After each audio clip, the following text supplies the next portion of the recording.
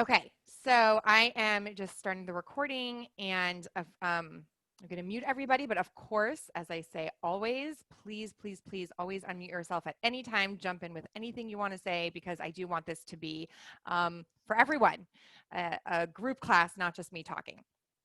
So I got feedback from everybody on kind of where we want to go next with our learning, and it was really great to see all the different feedback. And there was a number of people that really did ask for Tanya.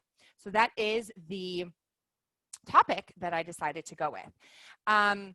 The way I'm doing this series is going to be more of an overview, right? So like, here's Tanya. It's a nice big book. It's so much to learn, so much to dive into. It's a lifetime of learning. I've been learning Tanya over and over and over my whole life, and there's always more to learn. And so what we're going to do here is it's kind of like seeing the forest for the trees, right? Like looking down at the forest and getting the whole forest picture. And then if after the 6-week series, everyone's like, wait, I want more of this, I want to understand this on a deeper level, then we can go chapter by chapter and continue. But this is going to give you like this general overview idea. Okay. So the first thing I want you to know about Tanya is that it is a program.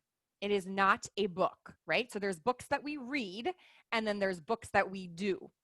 And the Tanya was meant to be a book that we do.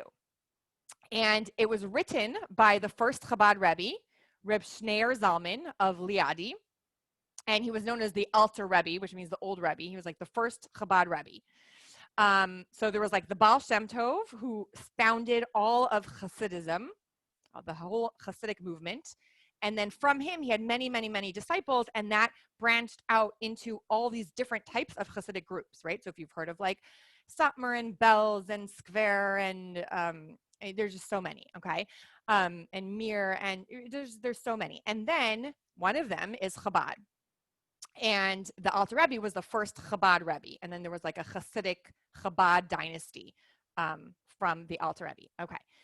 The Alter Rebbe painstakingly labored over writing the Tanya for 20 years before it was published. It was published in 1796. And if anyone heard of Reb Levi Yitzchak of Berditchev, who was a contemporary of the Alter Rebbe, a very legendary rabbi, when he read it, he said, Reb Shneur Zalman did the impossible. Reb Shneur Zalman, meaning the Alter Rebbe, he said, he did the impossible. He put so great of a God into a tiny book.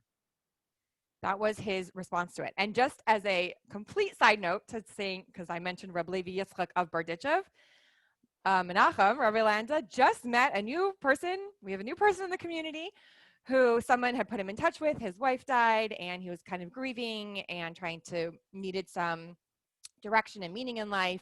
And so Menachem, of course, spoke with him, and they met. He put on tefillin for the first time. He had his bar mitzvah, essentially. But he is a descendant of Reb Levi Yitzchak of Berditchev. He was saying to Menachem, he's like, have you heard of this rabbi, the Berditchever Rav? He's like, I have his candlestick. And like, to us, that was like really huge. Menachem got a picture of it. He's like, he's a great, great rabbi. This candlestick is like an amazing thing to have. Anyways, that just all happened. But the Tanya is a majorly important piece of Hasidic literature. And it's really the body of Jewish writing, okay? The body of Jewish writing that takes Jewish mysticism into a practical, accessible format. So before the Baal Shem Tov, right, who was like, we say the founder of Hasidism, which he was a mystic, and he taught mysticism to the masses. Now, that doesn't mean that Jewish mysticism didn't exist before then. Of course it did. It's just that it was like, there was like mystics in every generation, and only, the Zohar, only they had access to the Zohar, and it wasn't like, the simple folk, the water carriers and the wood choppers, they weren't, some of them barely even read Hebrew, forget about Jewish mysticism. And the Baal Shem Tov really brought it down to the masses. It was like at a time where we needed to sort of like wake up the Jewish people. I can go into the history of it more, but I don't want that to be the entire focus of this class. It was like waking up the Jewish people from a faint, so to speak. And, so when you when you're in a faint and you smell something, it enlivens you, right? So Hasidus was Hasidus, or Jewish mysticism, is that smell that enlivens our neshama. It wakes us up. Okay. Adina, I have a quick question for you. Yes. The definition of the word mysticism and mystic, I'm unclear on it because it has this gauzy sense of Svengali and magic and stuff. And how are we using it? What is your definition in Judaism? Okay. So we know that the actually the Torah, there's it always says that there's 4 ways to interpret Torah, 4 levels, I should say, right? Like if you're gonna dig in the ground and you get to level 1, level 2, level 3, and then the deepest level. So there's the simple meaning of just when you read verses, when you just read things, they have a simple meaning. That's called the pshat, means simple. Then there's remez, which is like hinting. This word hints to this, or the numerical value of this word hints to this. So that's a little deeper. Then there's drash, which is like exposition. We're expounding on this. The midrash, there's certain books that expound on the simple explanation or the hinted explanation. And then the last level is sod, which means secret. It's like the secrets of Torah. And I would say that that mysticism is like that. It's if you dig the deepest, right? So let me see if I can give you a really practical example of it. Maybe there's the simple, we light Shabbat candles. Here's how we do it, right? You take a candle, you get a flame, you light 18 minutes before sunset, right? Women and girls, that's just the basics. And then we can go deeper into why candles, why Friday, what's it, right? And it's just the layers that you can go deeper and deeper. And I think that mysticism is it's like the deepest parts of Torah that illuminate all the rest of it. And the best story I think I could give you as an example of what Hasidus and Jewish mysticism and Kabbalah, all of that, what it does for Torah, is actually there was a ton of opposition. And again, I don't want this to be a history class, but there was a ton of opposition to Hasidism when it was and when it was first, to the Hasidim, to the people, to the movement, all of it. There was a lot of opposition. And already, so this is a story that happened with the Frierdiker Rebbe, which is the 6th Chabad Rebbe, so our Rebbe's father-in-law. So this is still in recent times, sort of, that people, someone one time came to him for a private audience, and he said, why do we need Hasidus? Why, what is wrong with all the Torah that we've had until now? What is the point of this? Why did we have to add this whole other thing? And the Frierdiker Rebbe pointed to a marble pillar that was in the room. And he said, do you see that marble pillar? And the man said, yeah, I see it. And then the Frierdiker Rebbe lit a match and he held it up to the marble pillar. And when he did that, all the little intricacies of the marble you can see, right? So you see a marble pillar and then you see all the design and the intricate aspects of this marble pillar. And he said, that is what Hasidus did. It's not something new. It's not something different than Torah. It's not something we added on. It just brings light and depth to what we already have. Does that explain it? Or were you looking for a one-word sentence? No. I know. I really appreciate it. Just the word mysticism implies something that can't be known or can only be known by a few. And what you're saying is that it needs to be looked at. It's deeper. It is accessible. And that's how it was until the times of the Baal Shem Tov, and that's how it needed to be. It's not a problem that it was that way, right? So in other words, by Mount Sinai, if you remember, we did that whole transmission of Torah series for whoever was there, and I think you could find all the recordings on our website. So by the giving of the Torah, everything was given, right? Everything. The written Torah, the oral Torah, the mysticism, all of Torah was given to Moses, down to the Jewish people, passed down, right? Now, but Jewish mysticism was only passed to the mystics of the generation. So who those were? The Kabbalists. There were only certain people that were allowed to learn it. It was very exclusive. It was the writing of the Zohar, all of that. It wasn't accessible to the masses. Now, even if you or I picked up a Zohar, the book of Zohar, it would be very esoteric. very hard to understand. Even Tanya has some things that are very esoteric.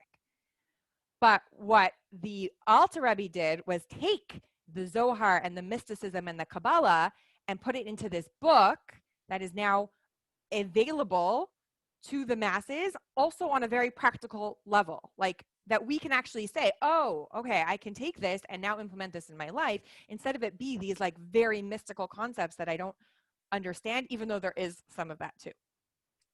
He tried to Okay. popularize the mysticism and metaphysics. I look at Tanya as Jewish metaphysics. Interesting. Where we're learning. I mean, it is metaphysics. We're learning about the Sephirot and the emanations. That's something that I don't think. Well, I know the average person is never going to pick up from reading the Chumash. Right. Right. And it was necessary in the Baal Shem Tov's times. There were things happening in the world that made it necessary. And also we're coming again to closer and closer. And now we're like on the footsteps of Mashiach, the time where we're going to have a completely different world than where we are now, like the time of Mashiach. We need to prepare for that time. And how do we prepare it? By learning these deep secrets of Torah. So but there were many reasons why it was like now time for Jewish mysticism not to be for the select few of each generation and very inaccessible. And it's time now to make it accessible to the masses. So the written Torah, you know how we have the written Torah and the oral Torah? So the Tanya is considered like the written Torah of Chabad Hasidus. There's 53 chapters, parshiot, sections in the written Torah, and there are 53 chapters to the Tanya. And again, it's like I said before, it's not just a book, it's a program. So it's not just a text, it's a guide for life. And so the idea of Tanya is not just to learn it as like this really fascinating intellectual subject, but to actually implement it, right? And to really, it's practical. It's a guided, practical, very, very systematic. Once you learn it, it has a very systematic way. I'm going to actually bring up on my screen like a kind of like a overview map of self-mastery. Okay. And the author, the Alter Rebbe, actually says that in his introduction, that that's the goal of it. And I'm gonna bring up the handout, and then we're gonna go through some different pieces from within Tanya. So first, let me just share my screen with, let's see, maybe I'm just gonna share my screen, share, and then hold on a second. Let me bring up what I wanted to bring up. Hold on. I am going to X out all these things that you're seeing on my screen. Okay, so I wanted to bring up this picture. If I can find it. Mapping out the Tanya. Oh, it's like all the way over here. Okay, and then there's another one. There we go. Okay. So this is actually just a picture of a brochure because I have the brochure of it. I didn't know how to I tried to find an online copy. So this is like, this is just kind of like an overview, right, of like chapters of how to show you how it's systematic, right? So first of all, the Alter Rebbe said, before adding even one letter to Tanya, I review the entire book in my mind. So we're talking about how exact every single letter is, that there's like, why did the Alter Rebbe put a vav in front of this word, right? And a vav means and. So we're talking about like being very specific with the wording. So there's the title page, there's the intro where the Alter Rebbe explains why he's doing it, okay? Then we have chapters 1 through 8, which are kind of like informational chapters. Okay, about the spiritual composition of a Jew. In other words, in order to start going into what do you do with the information, you have to first have the information. How are we built? What are we created of? How does when God created, how does our soul work and all of that, right? So that's chapters 1 through 8 is very informational, spiritual composition of a Jew. And then it goes into, hold on, the two soul, right? And so then it goes into here, like what each of those chapters are, the two souls, all of that. And we're going to go into it. And then chapters 9 to 17, after we spoke about the fact that we have two souls, which we will talk about in this lesson, is the war between the souls. And it goes into that, the small city, the 2 levels of tzaddikim, the 2 levels of a Russia, the 2 levels of a Beinoni, which simply means the 2 levels of a righteous person, a intermediate person, and a wicked person. And it kind of goes into that. Then we have chapters 18 to 25, revealing the hidden love that we have. That is not important. Okay, revealing the hidden love. So I'm just kind of showing you here how it's actually a very systematic book where they build on each other and all of that. Okay, I'm going to get rid of that for a moment, and I'm going to share my handout with you. Okay. So right here, we have the, so now what I'm going to do in this lesson is we're going to go through some of the things, and text 1, and each text is going to be from Tanya, okay? So I'm not pulling texts from other places. I'm pulling texts from the Tanya to just to explain. So this text that I pulled out is from the compiler's foreword. So the Alter Rebbe, he wrote a foreword explaining why he wrote the Tanya, and this is a piece of a little piece of that. So do you want to read that for us, Robin? Sure. You know, I just got GPS for the soul in the mail yesterday. Oh, fantastic. Yes, upon recommendation from Rabbi Landa, I ordered it. Okay, so text 1, Tanya, compiler's forward. I address those who know me well, with whom affectionate words were often exchanged in private audience, and who revealed to me all the hidden recesses of their hearts and minds in matters related to the service of God. All of these compiled sayings are answers to many questions posed continually by our fellows, seeking advice, each according to their stature in the service of God, so as to receive guidance for themselves in the service of God. Because time no longer permits me to reply to everyone individually on his particular query, and also because the advice heard in private audience may be forgotten, I have recorded all the replies to all the questions. No longer will they need to press for a private audience, for in these Likutei Amarim, and then in English it's collected discourses, they will find tranquility for their souls and true counsel on everything that they find difficult in the service of God. Okay, so it's really powerful, right? The author is saying this book is a substitute for the personal, private audiences and guidance that I have given to so many people, right? So just like whenever we want to gain a skill or we want, right, we seek out professionals in our lives for different areas of our lives, people would seek out their Rebbe, the different Rebbeim, for guidance on developing themselves, right? How do I become a master at the inner workings of my mind and my heart and my soul? And here's what I need, and how do I get that, and all of that. So the Alter Rebbe wrote the Tanya to serve as a personal spiritual consultation, okay?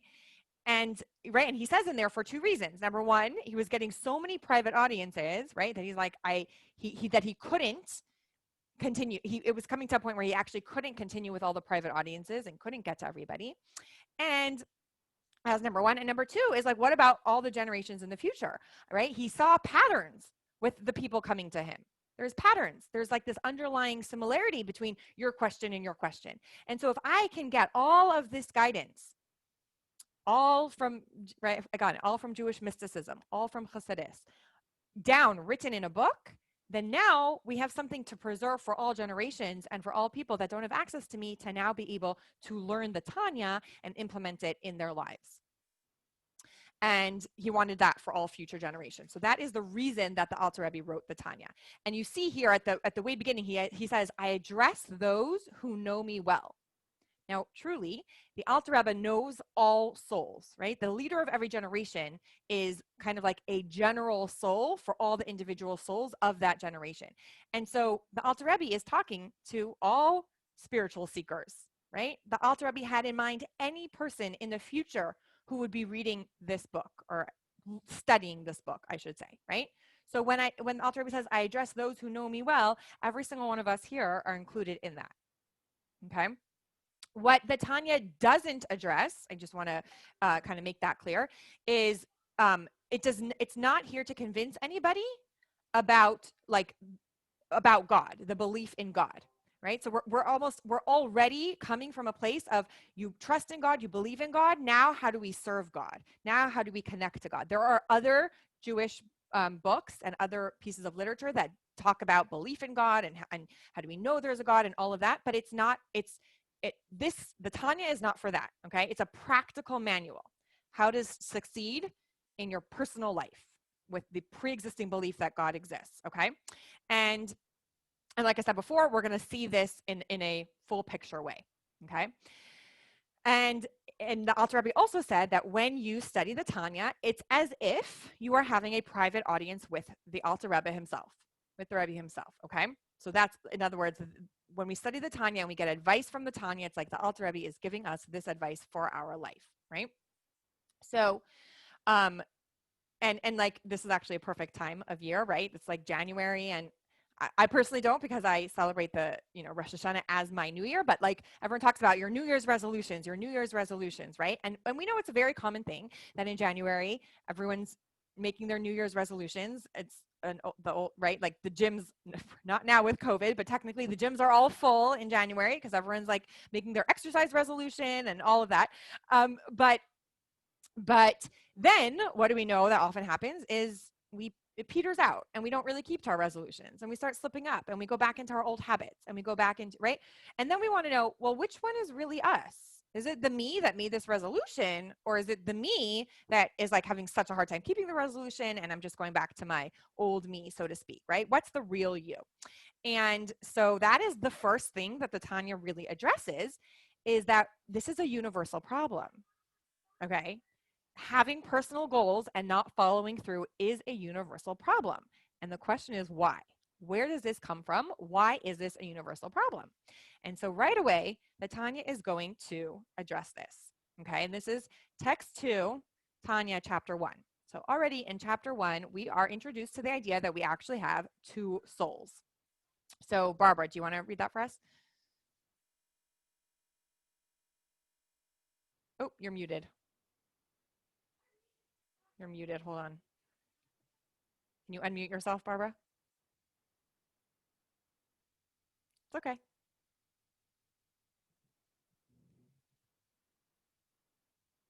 Not working. I think even if you hit your space bar, it could unmute you. Try that. I'm There you go. sorry. Not a problem. Every Jew, irrespective of his or her spiritual standing, possesses two souls, as it is written, and the Shamot, souls, I have made. These are two souls. One originates in non-holiness, and this is the soul that is clothed in the blood of a human being to give life to the body. As it is written, for the soul of the flesh is in the blood. From this soul stems all of the evil, as well as the naturally good traits, for this soul of non-holiness is derived from a neutral level of non-holiness, which also contains good. Okay. So, right. So here we're introduced. So we have two souls. We have a godly soul, which actually is in our brain. Like that's where it resides. Okay. And we have they're often referred, it's the nefesh habahamis, which is referred to as the animal soul, and that resides in our blood. And we're going to go into more. Okay, so let me just see if, okay. And just to very short, differentiate between the two is the godly soul literally only wants to connect to God and be spiritual and do what God wants. Now, we can't survive with just that, right? Because we do need a part of us that's like, we got to eat, we got to sleep, we got to, right? Like, and our godly soul on its own might just be like, no, let's just spend all day wrapped up in prayer, right? So the animal soul is not bad at all. The animal soul, like I said, it comes from this neutral non-holiness level, okay? It comes from neutral non-holiness, which means that from the animal soul, either the godly soul can rule over the animal soul, it can be in charge of it, right? Or the neutral non-holiness means the animal soul can be elevated to holiness or go down to a level of complete, utter unholiness. So just like as an example, your animal soul is like, let's just eat, right? Let's not think about, make a blessing that this comes from God. Let's not care whether or not it's kosher. Let's not use the energy for the food to do anything positive, right? It's just like, I just want to eat. So our animal soul is like wired for survival. That's why it's called an animal soul, right? It just thinks about how do I survive and what are my needs. And the godly soul, the ultimate goal is for the godly soul and the animal soul to work in tandem with each other, or for the godly soul to really rule over the animal soul.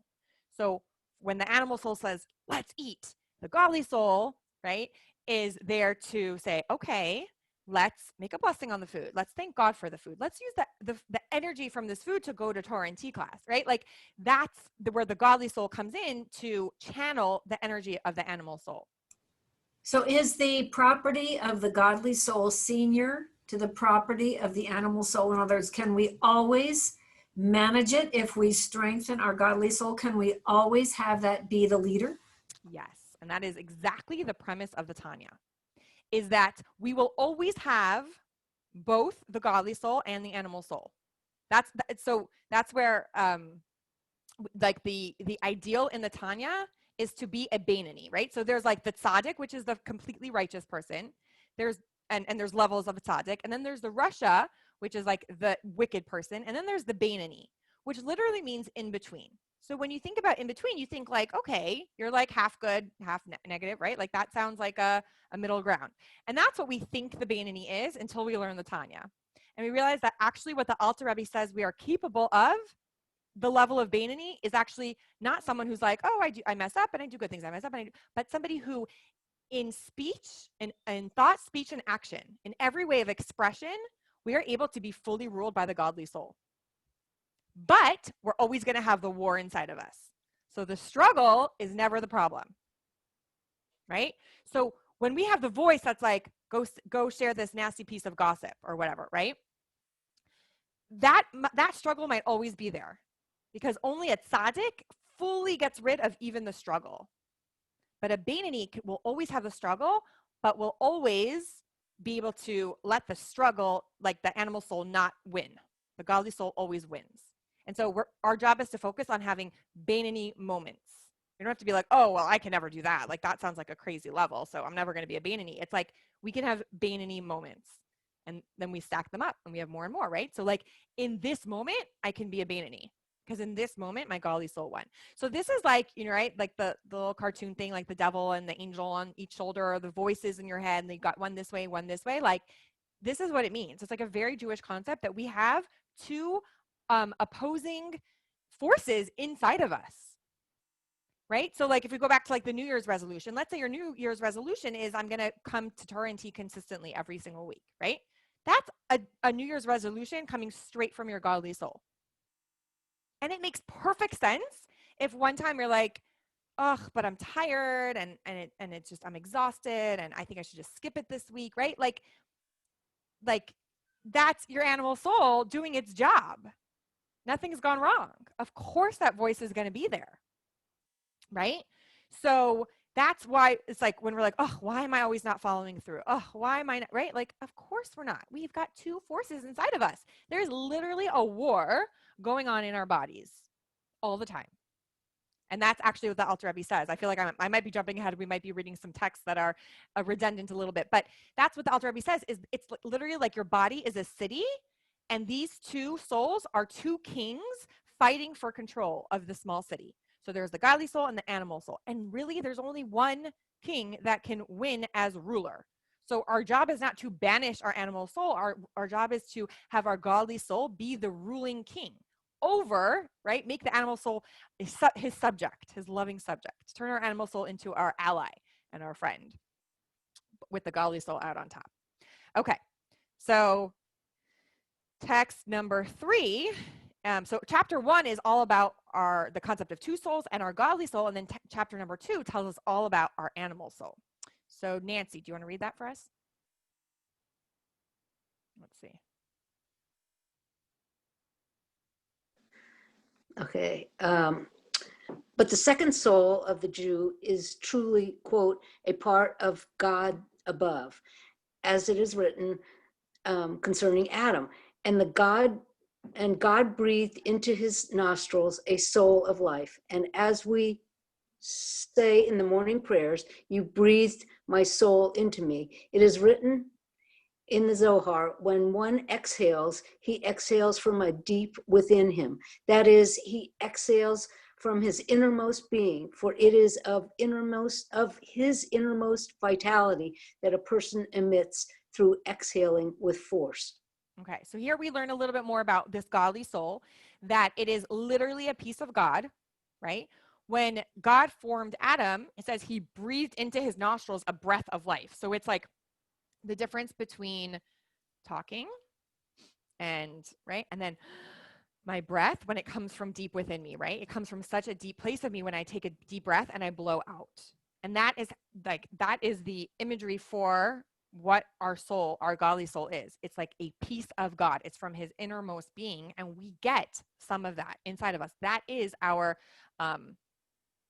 vitality. That's what enlivens us. I'm actually going to just skip down to here. Hold on, here.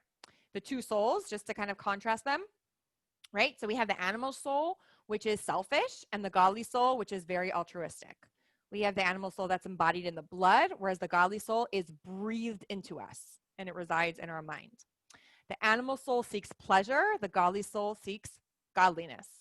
The animal soul is our primal soul, right? It's like this, it's like inherent to being alive. And the godly soul is our second soul that strives for something higher than a primal existence. And our animal soul relates to the natural, to what we see, to what's tangible, what's physical. And the godly soul relates to the transcendent, right? To something higher than us, above us, more than we can see. Yes, Barbara. I wanted to know this primal soul for the animal soul and the second soul as the godly soul. Is that the second soul that we experience for Shabbat? No, so actually on Shabbat, it says we get another soul. We get like an extra dose probably to our godly soul, right? So again, we're talking about something that's not physical, so it's so hard to be like, and it lives in our blood. It's like not this thing that you can dissect out of your blood, right? So on Shabbat, we get this extra dose of our godly soul that then leaves after Shabbat, which is again why we smell the besamim, the spices at Havdalah, which is the closing ceremony or the transition ceremony between Shabbat and a weekday. We smell besamim to kind of give our regular godly soul that's staying there a little bit again of that oomph, like it to make it feel better that it's losing its extra dose of godly soul until next week. So yeah, so that is, Thank you. Adina, yes. can you just expand a little bit on the exhalation, a forceful exhalation being the part of our godly soul rather than an inhalation, let's say from, Yeah. or is that just where God resides at all times, is within? Yes, absolutely. So so like it says, when God created Adam, he blew into him. Like, so it's kind of like, so God took dirt and formed Adam's body from the dirt. Okay. So there was the formation of a human, but it wasn't alive, right? It wasn't enlivened. So then God blew life into Adam. And from that imagery, we get the idea of that's what our godly soul is. It's like coming from the depth of God, right? Because a breath comes from deep inside of you, like when you take a deep breath.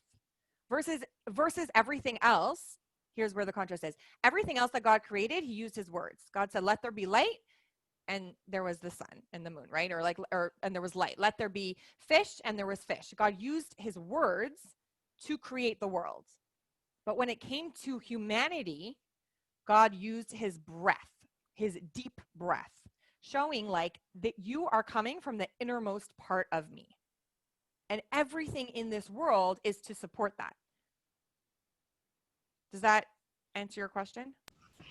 Yeah, I understand about the breath, but I'm just wondering about the forceful exhalation. That just is very interesting because then, if Hashem was inspiring us, basically, then it would seem that the inhale, I'm sorry, maybe I'm just being too technical about this, but it seems that the inhale would be where we would receive God's inspiration. So here's how I look at inhalation. When I inhale, I'm taking the air around me and bringing it into my body, right? When I take a deep breath and I exhale, I'm taking me and putting it into the world around me.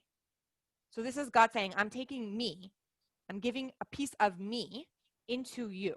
I'm putting godliness into humanity, because that actually is my ultimate goal in creating you.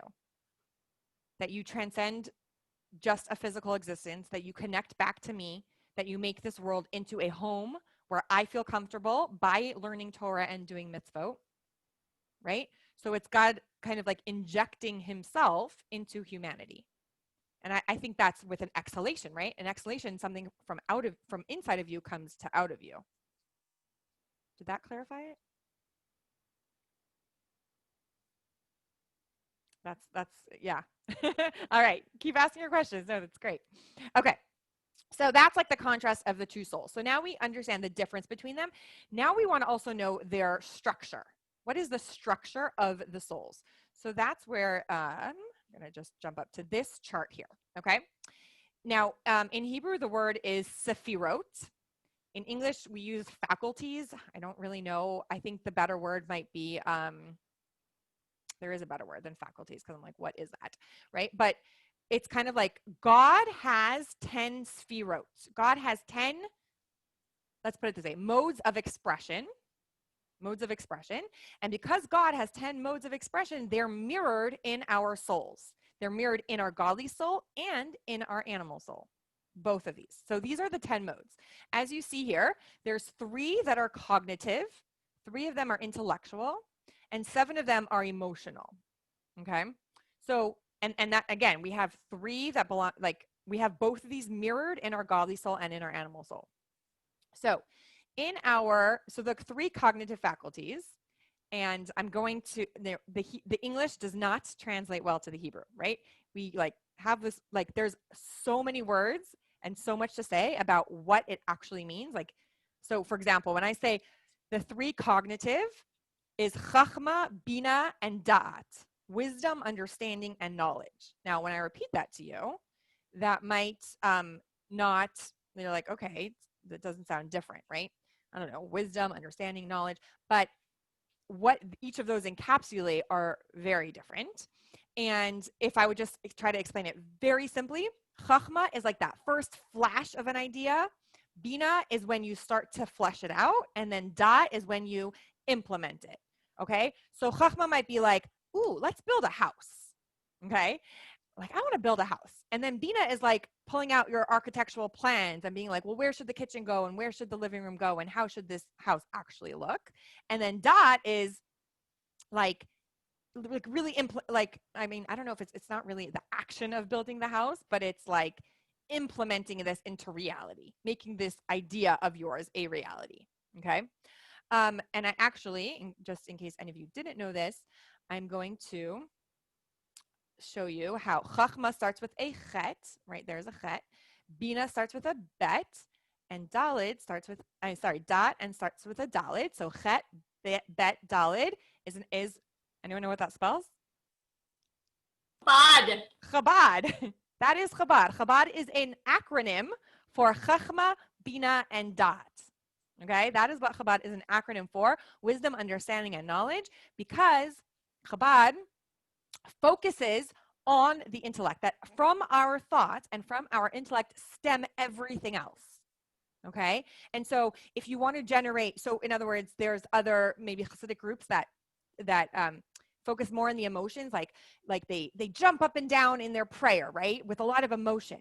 To show their emotion. But Chabad is like, in order to generate that emotion, emotions come from our thoughts, and so we have to work on our thoughts. If someone's like, I don't have a connection with God, I don't, right? Like, I don't understand, it doesn't make sense to me. What's our response to that is, you got to learn.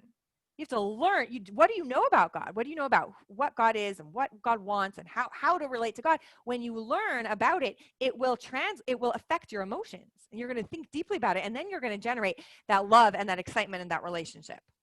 So it's like, how do we get to all the rest? It starts in our mind. And so there's so much Chabad Hasidus that is like intellectual learning. We have to learn it in order to then understand it and apply it and have it be meaningful to us. Okay. So that is the 3 intellectual ones. Now, okay, and then we have 7 emotional modes of expression. And again, just to go through them briefly, chesed is kindness, gevura is severity, strictness, discipline. Tiferet is like this beautiful balance of the two, translated as compassion. Then we have netzach, which is endurance, victory. Hod, humility, gratitude. Yesod, which is a foundation, bonding. And malchut, which is sovereignty, queenship, kingship, queenship. Okay, so I actually did an entire series literally just on, I think we called it the Kabbalah of the Soul, for whoever was at that series, which was just on this. We just went through each of these faculties, right? So just this, there's so much to dig into. But again, right now we're doing kind of like looking at the whole forest. So I want you to know that your godly soul has these 10 soul powers that to express itself with, and your animal soul has these 10 soul powers to express itself with.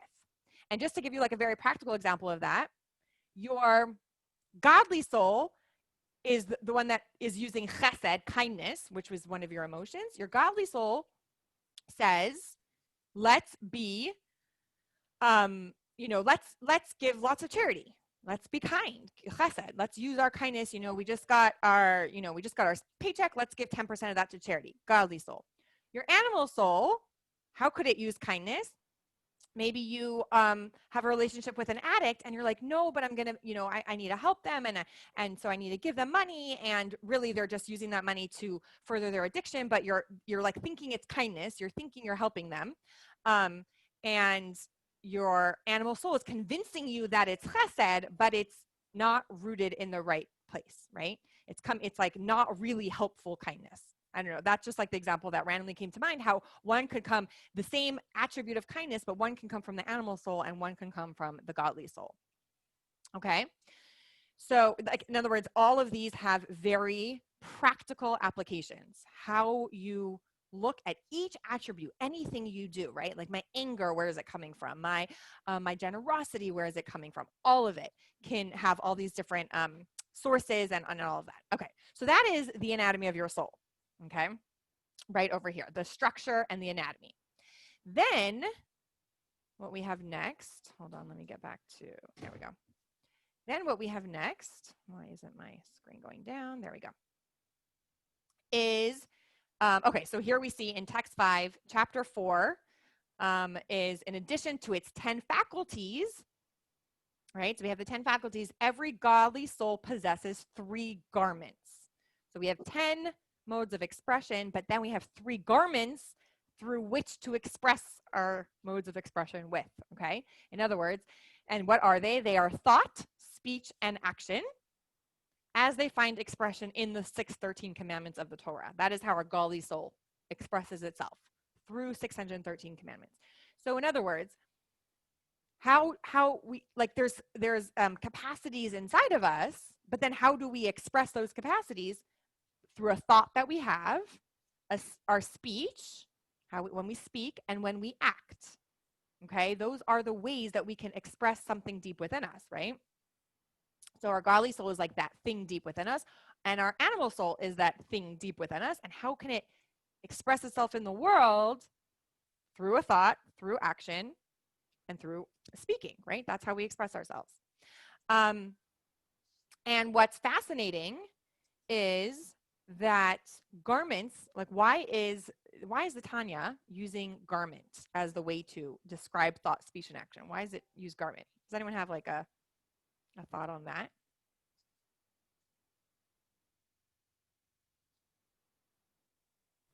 Is it because they cover up what our real intent is, or who we are? Then cover up could sound kind of negative though, right? Is that what you mean? So well, I don't mean to be negative, but yeah, no, I know you don't mean to be negative, but when you say cover up, like we don't want to cover up our godly soul, and it expresses itself through thought, speech, and action. The reason we call it a garment is because garments are not who you are. You can take them on and off. They express who you are, right? Like you might show who you are through what you wear, Or for example, uniform, right? A police officer, how do you know he's a police officer? When you see him in uniform, you're like, oh, that's a police officer, right? So they can relate to who we are, so to speak, right? But you can take them on and off. And that's the same thing with our thought, our speech, and our action. We can switch out our thoughts, just like we switch out our clothing. We can switch out what we say. We can start talking differently, or we can, right? We can choose what we say or not say. And our actions, again, we can switch out our actions. They're not permanent to who we are. Our godly soul you will always have, right? How you express it, which thoughts you use, and which speech you use, and which actions you use are replaceable, just like garments are. Okay? And that's actually a very powerful thing to know and to keep in mind and to remember, because that is part of the implementation of the Tanya, right? Is to know that there is no thought we are obligated to think. There is no thought that has to stay there. They're like transient, right? They're like clothing in our closet. You could be like, oh, that's an old thought, doesn't serve me anymore. Not going to stick with it, right? Like doesn't fit me. I'm a different size now. I'm a different person. I can get rid of that thought. Like our thoughts are not essential to who we are, and they're not permanent. Okay. So, okay, so that is the 3 garments. And then we have text 6. This is already moving into chapter 6. Let's see, Jolie, do you want to read that for us? All right, can you hear me okay? Yep. Okay. Text 6, Tanya chapter 6. The Almighty has created one thing opposite the other. Kohelet, Ecclesiastes 7:14. Just as the godly soul consists of 10 holy faculties, which correspond to the 10 supernal sephirot, and the soul is clothed in 3 holy garments, so too the non-holy soul, which is clothed in man's blood, consists of 10 crowns of impurity. Oh, that seems unbalanced. Unfair. So this is saying this. So there's like a rule, I guess you could say, or like a principle, probably a principle that God created one thing opposite the other. That God created this world in balance. Okay, so like even the Rambam says that you should always view the world as if it's like on a scale that's equally balanced of like positive mitzvot and negative, transgressions or whatever, so that your one mitzvah could like tip the scale and be the thing that brings Mashiach, right? Like to always look at it like the world is equally balanced and I could just do like one more good thing and that's all it takes, right? So here's that principle that God created one thing opposite the other. So if the godly soul has 10 holy, modes of expression or faculties, corresponding to God's 10 Sefirot. I'm going to find a good English word for that. I don't know a good English word.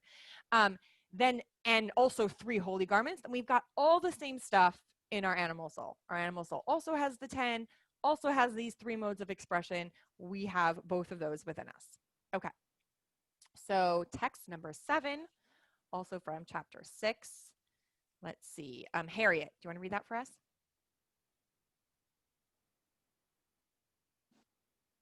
Oh, you're muted. You're muted, Harriet. Unmute? Yep, there Okay. you go. Perfect. Text 7.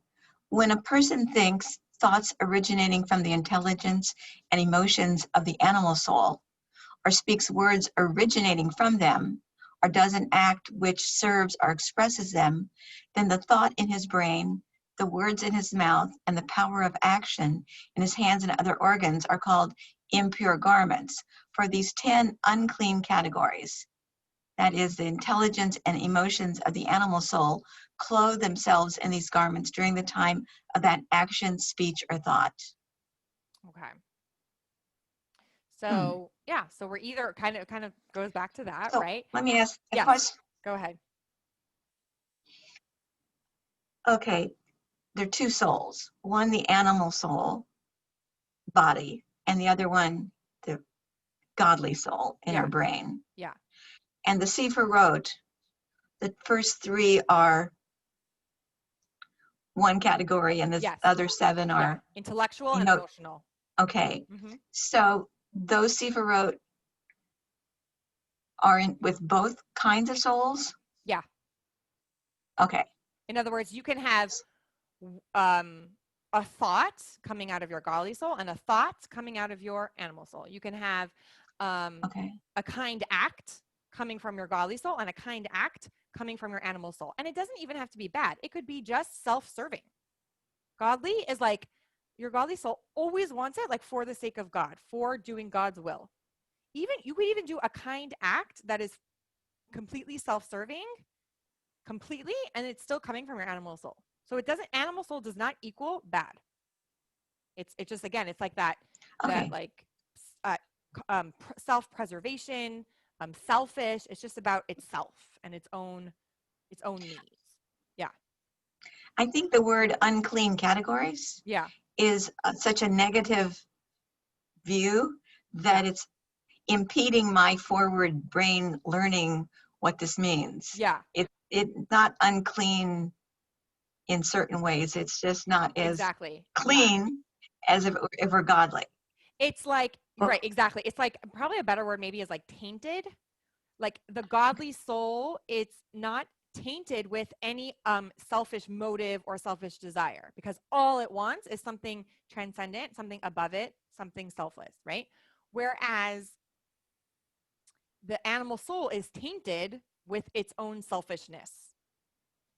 That might be a better way of looking at Right, it. because if the animal soul didn't control the body, then you wouldn't eat properly and be healthy. Right. And if You you're need not both. healthy, then you couldn't do godly's work. Right. Yeah. We need both. Okay. Yeah. Okay. Okay. And then text 8, Tanya chapter 6. Let's see, Rita, do you want to read that for us?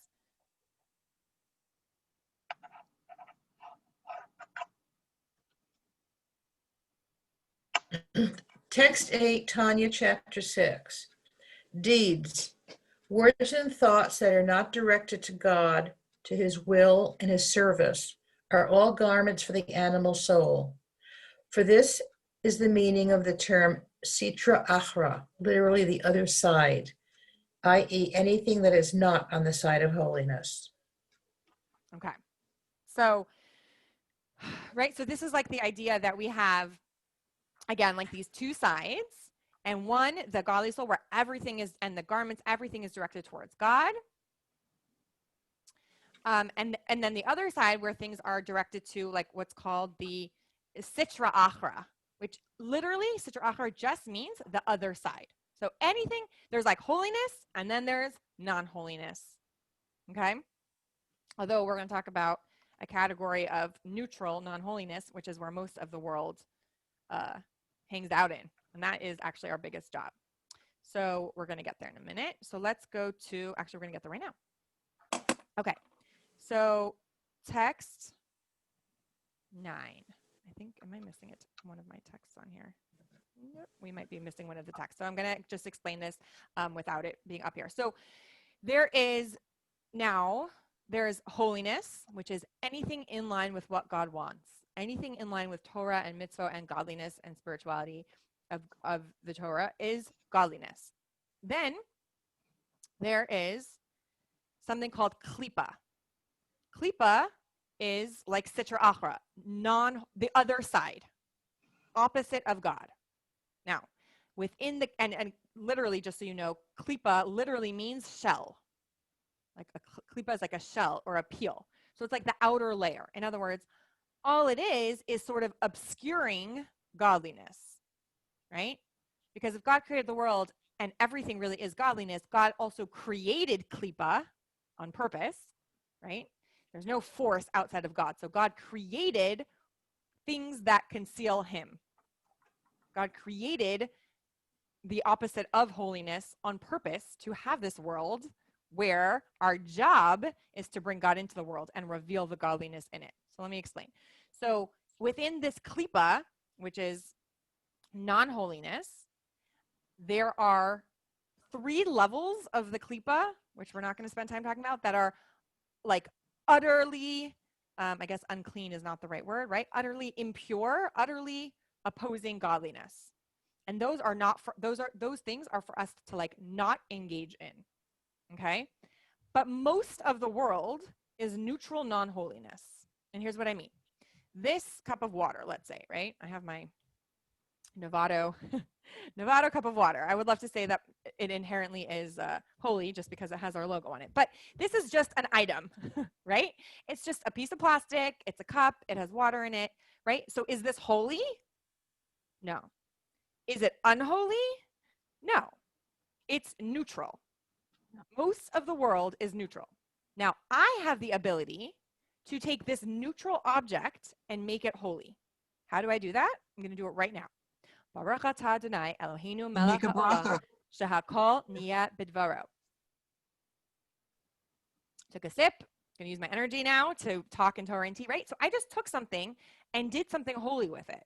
And now I take this physical object, this neutral object that belongs to the neutral non-holiness, and I made it holy. Now, the desk, the computer I'm using right now, the microphone I'm using right now, the camera that I'm using right now, the laptop, the desk that it's sitting on, the chair that I'm sitting on, all of it right now is neutral non-holiness that I'm using for godliness. So I'm elevating these physical objects to a level of holiness. By the way, you're all doing that too with whatever device you're on, whatever chair you're sitting on, right? So most of the world falls in that category, right? There are certain things that are inherently holy. Here, right here, I have a siddur. This is inherently holy. A siddur is holy, right? I don't put it on the ground. We bury it. We don't just throw it in the garbage. If it's like ripped and, you know, needs whatever, if it's not usable anymore, we bury it. It's inherently holy. A mezuzah, a tefillin, a Torah scroll, those are inherently holy. But there's not, you know, there's a certain amount of objects and things in the world that are inherently holy.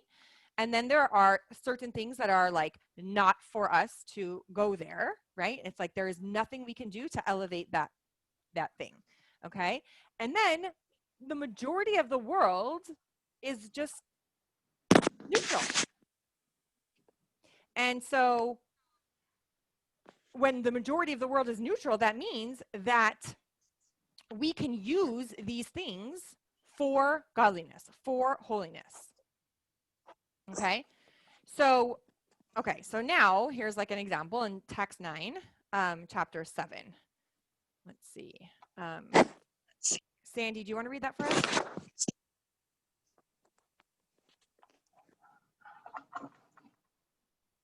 Okay, for instance, if one eats delicacies like fat beef and drinks spiced wine in order to broaden his mind for the service of God and for his Torah, as Rava said, wine and fragrance make my mind more receptive.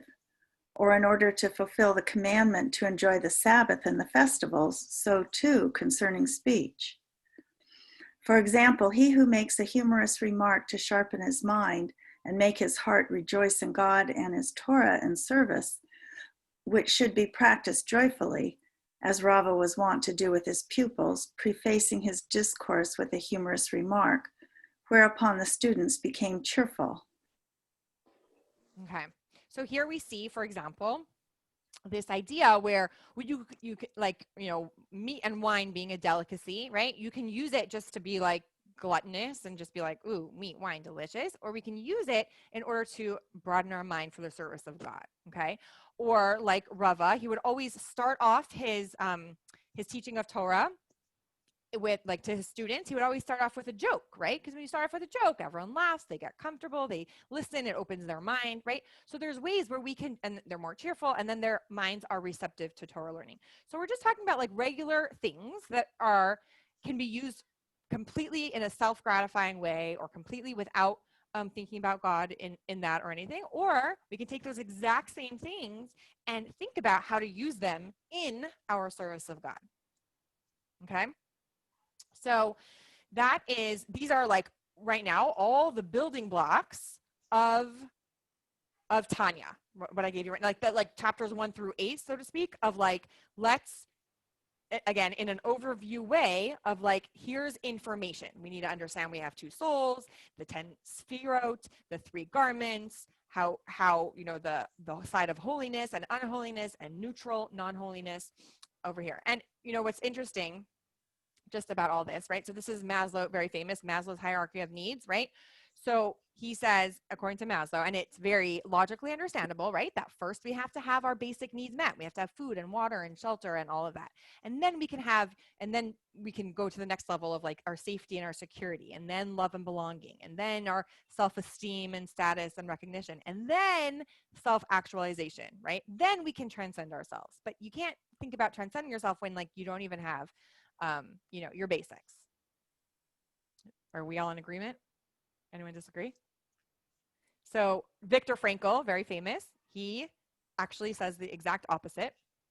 And I would say that Torah agrees with Viktor Frankl, Viktor Frankl agrees with Torah that really it is the opposite.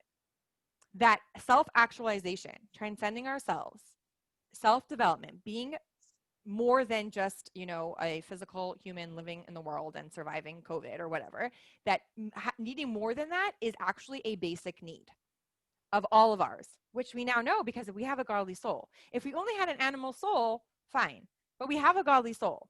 That godly soul needs to be actualized even if we don't have enough food or water.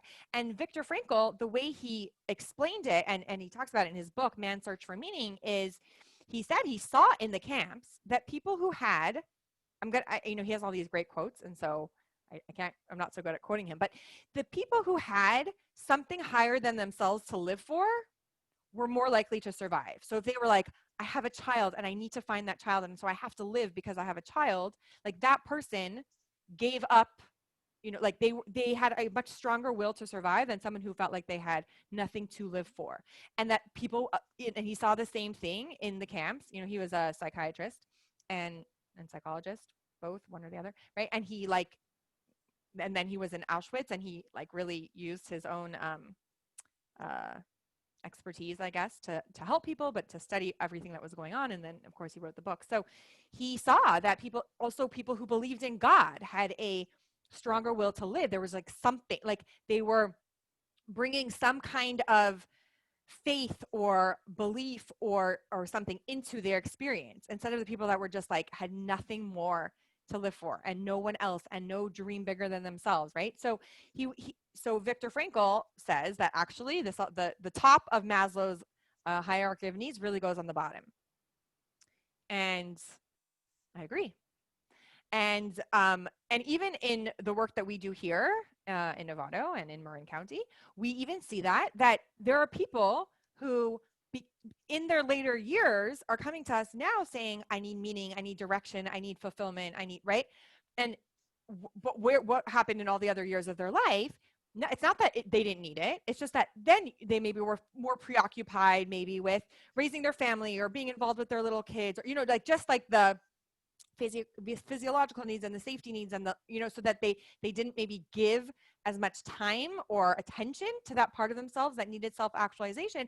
And then at a later stage, when it's like the kids are grown and out of the house or whatever it is, like this man that I told you that just, reached out to us, and his wife recently died and now he's looking for meaning, right? It's just that it kind of then becomes very apparent and the need for it becomes very, very strong. But really, it's always there. It's always there because our godly soul is always there with us. Okay, so that really ties, kind of gives us the foundation for Tanya.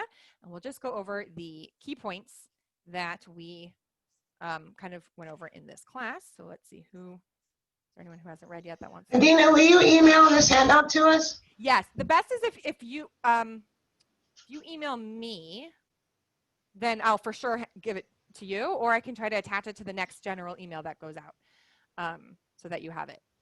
Do you want to read this? Okay, thank you. Do you want to read the key points? No? Adrian, do you want to read it?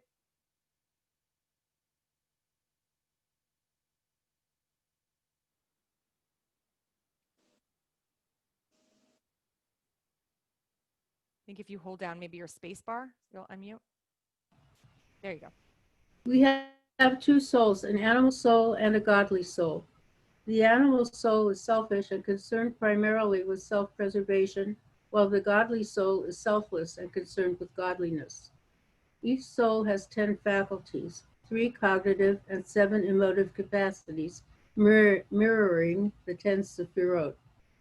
There are 3 garments of external expression, thought, speech, and action. The animal soul is rooted in klipat noga, neutral non-holiness, which has the potential to be elevated to holiness. The three utterly unclean klipot, however, are eternally irredeemable and cannot be elevated to holiness. Thank you. So that gives us, I'm going to stop sharing in case anyone wants to jump in and has any questions. That really gives us the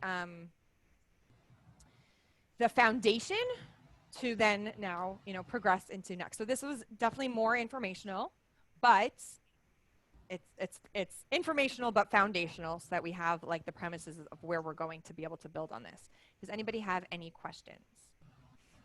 Yes, Robin. Yeah, I'm sorry, just a quick one. I was copying something down and you took it away. Oh. Klipa Noga, what is that exactly? What does Noga mean when it's with Klipa? What does Noga actually mean? Kind of neutral. Yeah, I'm wondering if it like literally means neutral. The Klipa is covering something neutral. Is that what it is? The neutral is covered with its shell? Yeah, exactly. So klipa means literally, it means shell or peel, right? Because it's like a cover for godliness. Now, there are some things that our job is to uncover the godliness within it. Like I explained how to do that with something like this. And then there are things where it's covering godliness and it's not for us to even engage with. One other question. What are the three that cannot be redeemed? Yeah. What are they? So I don't actually know the difference between the three. I don't think I've ever even went into it. Whenever we were given like examples of that, or whenever I studied examples of that, it's kind of like something that would be inherently against what God wants, and therefore there's nothing we can do. Okay, like I'll just give you an example, right? Kosher. This is just, right? So like a pig is a non-kosher animal. So there's nothing I can do to make it kosher or to elevate. Like I can't make a blessing on my bacon and then therefore I elevate it to holiness. I can't use it for like use the energy from eating my bacon to go learn Torah and therefore I elevated it. Right? Like another thing like maybe like pornography. Like I don't think there's anything you can do to make it a beautiful mitzvah, right? So it's kind of like things like that, things that are inherently negative, inherently covering godliness, and therefore there's just nothing we can do to elevate it, and our job is just to stay away from it, not to try and engage with it. I can understand that. But then I start making these other examples in my mind based on what you said. Okay, we all, it's sort of in our on the cellular level that we regard pigs as unclean. But, I have cats. I love cats. Cats are not kosher. Does that mean, no, are they somehow, by the way, even with the pig, I was referring to eating a pig. I actually asked, I know my mentor's mother had a heart transplant. And she, I'm pretty sure, has a heart, and I was like, does that elevate the pig? Like, that is so cool. But I actually don't even have the answer for you for that. So I'm talking about eating the pig, right? So a cat. So animals, right? There's a mitzvah in the Torah to take care of your animals, to feed them before yourself, right? To, of course, like, we take, like, actually just in today's Torah portion, not that we're talking about the Torah portion, but that Moses was chosen as the leader because he was so kind to animals. How he treated the sheep is how God said, oh, you can be the leader of the Jewish people, right? So there's not, of course you can, but you can't eat a cat and then make that holy, because it's not kosher to eat. No, kosher is how we eat. Right, I just cuddle cats. Yeah, and actually kosher is not just how we eat. Kosher means proper. That's a whole other topic. It's not just how we eat. Is it kosher to have a cat in your house? Isn't that what you're referring to, Robin?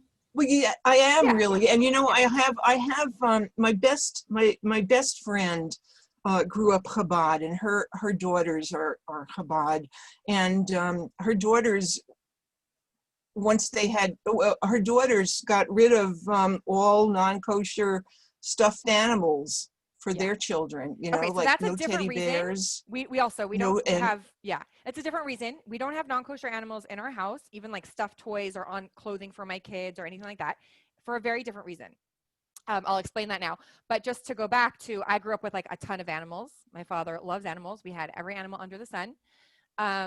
growing up. And so there's nothing wrong with that, right? Maybe you don't see it as as often in certain like religious families. And I think the bigger reason is just because we're very busy raising our children and it's hard to add animals on top of that. So every time someone's like, why don't you get an animal? I'm like, I'm keeping my 5 kids alive. That is enough for me. So not because, and I'm personally not an animal person, but my father loves animals and we grew up with all of them. And he didn't pass on the love of animal gene to me, but all my siblings do. So that's cool. But the reason that we wouldn't have, it's a Chabad custom. So I want to just make that. It's a Chabad custom to not have even like, to not have like stuffed non-kosher animals or put up pictures of like non-kosher animals in your kids' rooms or something like that. And for a completely different reason, because the Rebbe really spoke about how a child is like a seed, and like even just like a scratch on a seed can make the tree grow crooked or something like that. And how, so we want to surround our children with absolute purity. Now, it doesn't mean an animal's bad. It just means like, do I, and the Rebbe also says that this is like a spiritual concept. So like a kid playing with a stuffed elephant, is there anything wrong with that? No. But on a spiritual level, kosher animals are, number one, they're one of the reasons also that they're kosher, even though we don't have reasons, but they're not predatory animals, right? So like sheep are very like calm animals, and cows, like they don't eat other animals. So right, on a spiritual level, I'd rather have my kid playing with a toy sheep than a toy elephant. And that is a uniquely Chabad custom, I believe. You know, like there's observant Jews all over the world who don't do that, and that's totally fine, right? So, and again, it's to what level, to what extent do I have some Jewish children's books that have some non-kosher animals in them? Yes. Would I specifically buy a non-kosher animal as a toy for one of my kids? No. Would I specifically hang up non-kosher animal? You know, would I take them to the zoo? 100%.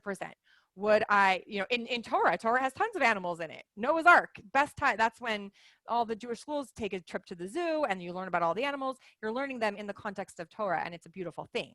So again, it's not like a negativity. It's more of this idea of like surrounding your children when they're at their, you know, early developing stages with the highest levels of purity. That's where it comes from. So this is more what you're saying, Adina, is this is cultural. So I think it's really important to know it's a choice. It's an expansion, an extension, your choice. Yeah. It's not Torah. Right. To not have that stuffed animal. It's a custom. It's a custom. It's a Chabad custom. Right. Which is separate. It's an expansion, but right. it's not right. It's not a mitzvah. It's not a command. Right.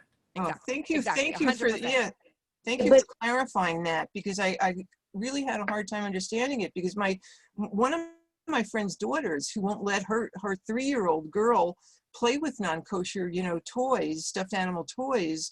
The daughter loves cats also, but she won't have a cat in her home because it's not kosher, and it right. And everyone maybe like keeps to that, again, because it's not like it's not a law in Torah. Everyone keeps to it to a different degree, right? So when I go to my parents, there's all sorts of toys there and all sorts of books there, and right now they don't have any pets, but like, and that's totally fine. I don't for me, I don't limit my kids saying like, you can't play with that toy and you can play with that toy and you can't read this book, but like, no, there's toys there, it's all fine, right? In my house, right, like I personally don't want to have like that around, because I want to keep that custom, and because of the Rebbe's teaching on it that I want to incorporate, right? But again, it's personal. It's not, it's just, I'm just trying to explain where that comes from.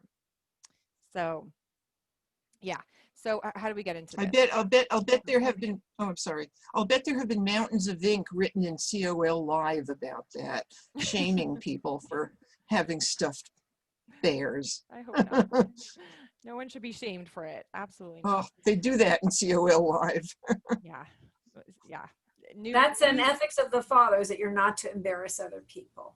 That is correct. You're okay, right. Any other questions on what we learned today, or on Tanya, or anything like that? I have a question. Going back to the souls, does Yetzer Tov and Yetzer Rav have a place here, or is it not relevant? No, it is very relevant. Okay, okay, so our Yetzer Tov is our good inclination. So clearly our Yetzer Tov is going to come from the godly soul, right? Our Yetzer Hara is our evil inclination. So it's the inclination to do something against what God wants. So clearly that's going to come from the animal soul. But the animal soul is not our Yetzer Hara, because the desire to eat comes from our animal soul. But that's not Yetzer Hara. We need to eat, right? So I would say So Yetzer it's a Tov is, choice. say it again. What was your question? Is it a choice then, the Yetzer Rav, to do bad, good or bad, Yeah, both the of them animal are soul? choice. Both of them are choice. And one stems from the godly soul and one stems from the animal soul, but it isn't the godly soul and the animal soul. It's the inclinations, right? The desire. It's kind of like the fighting of the souls, right? Like do this, your urge for this, your urge for this, right? That's how we that's kind of how we define it. Does Thank that make you. sense? Sure. Yes. Jolie, you had a question? Thank you so much. What was the thumbs up? That's great. Okay. All right. Thank you. Okay. So I will Excellent. see you all next week. I will say goodbye. Thank you all for joining. So lovely. So excited to be back at Torah and Tea.